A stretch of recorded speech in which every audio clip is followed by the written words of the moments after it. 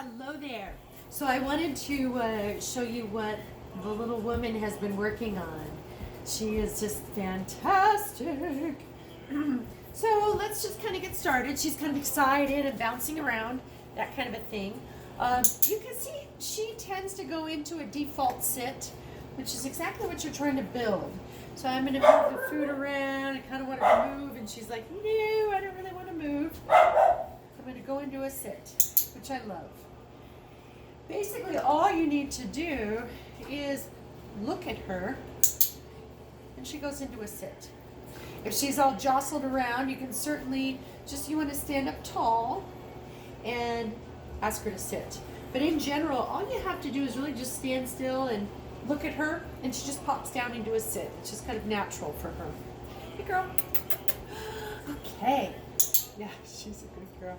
And then for your down, let me get down here. When I'm working with the down, in the beginning, you might do this when you start home. I have one little piece of food in my hand.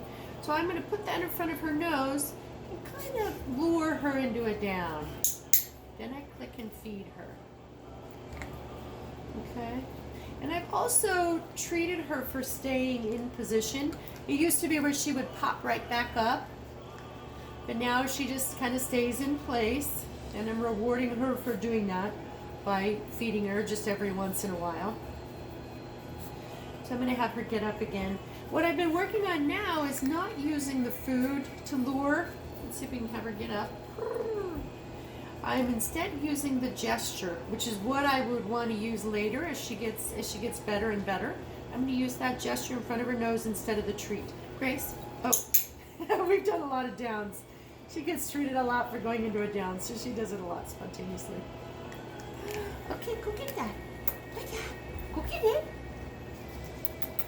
Okay, good. Okay, I'm going to use my 2 fingers this time. Grace, down.